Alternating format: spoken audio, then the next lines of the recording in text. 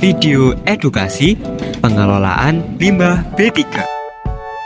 Tar, kamu cium bau busuk nggak? Bau banget sungai di sini. Iya Din, itu bisa jadi tanda sungainya tercemar limbah.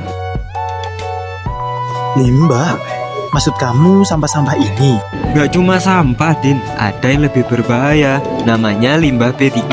Limbah bahan berbahaya dan beracun. Berbahaya? Emang limbah B3 itu apa sih, Tar? Limbah bahan berbahaya dan beracun, disingkat limbah B3, adalah sisa suatu usaha atau kegiatan yang mengandung bahan berbahaya dan beracun yang karena sifat atau konsentrasinya dan jumlahnya baik secara langsung maupun tidak langsung dapat mencemparkan atau merusakkan lingkungan hidup dan dapat membahayakan lingkungan hidup, kesehatan, kelangsungan hidup manusia, serta makhluk hidup lainnya. Wah, serem banget. Jadi limbah B3 ini bahaya banget ya buat lingkungan dan juga kita. Bener banget. Kalau gitu, kita harus belajar lebih banyak tentang ini. Masa depan lingkungan kita kan bergantung sama tindakan kita juga. Setuju, yuk kita mulai cari tahu gimana pengelolaan limbah B3 yang benar. Menurut Peraturan Pemerintah Nomor 101 Tahun 2014, kriteria limbah B3 di Indonesia dibedakan menjadi beberapa sifat, seperti mudah meledak,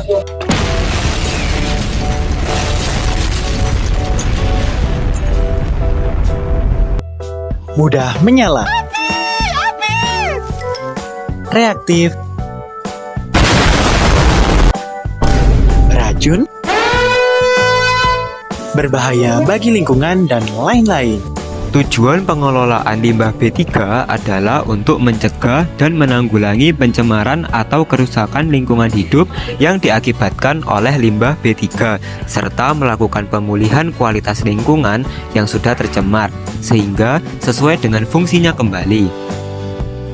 Pengelolaan limbah B3 adalah rangkaian kegiatan yang mencakup reduksi, penyimpanan, pengumpulan, pengangkutan, pemanfaatan, pengolahan, dan penimbunan limbah B3. Pertama, pengukuran. Pengukuran dapat dilakukan melalui substitusi bahan, modifikasi proses, atau penggunaan bahan yang ramah lingkungan.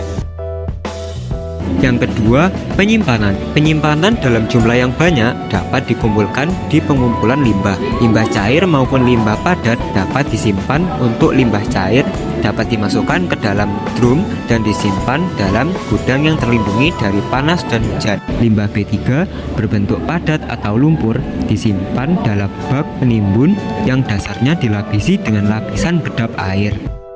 Yang ketiga ada pengumpulan. Pengumpulan limbah B3 merupakan kegiatan mengumpulkan hasil limbah dari penghasil limbah sebelum diserahkan kepada pemanfaat limbah B3.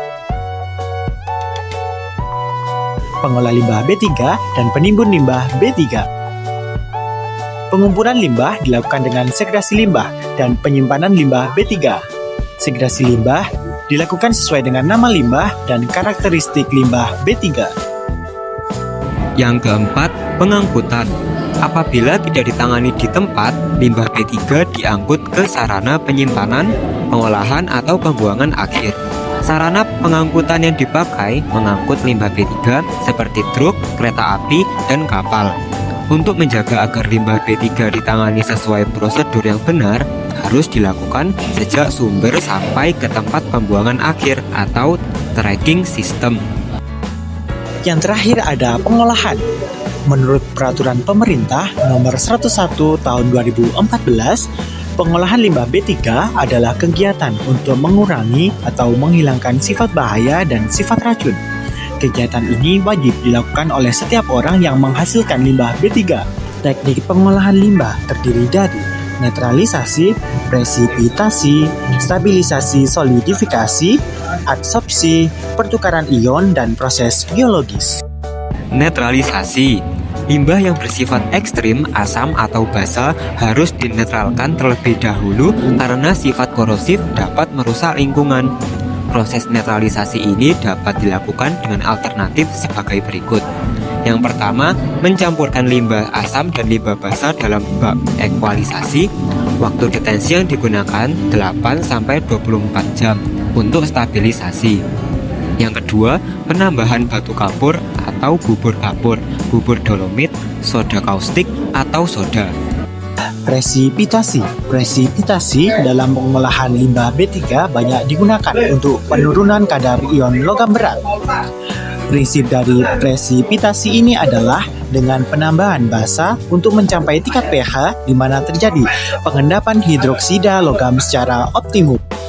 Stabilisasi atau solidifikasi adalah proses penambahan bahan-bahan aditif tertentu untuk mengurangi sifat bahaya limbah dengan mengurangi laju migrasi dan toksisitasnya.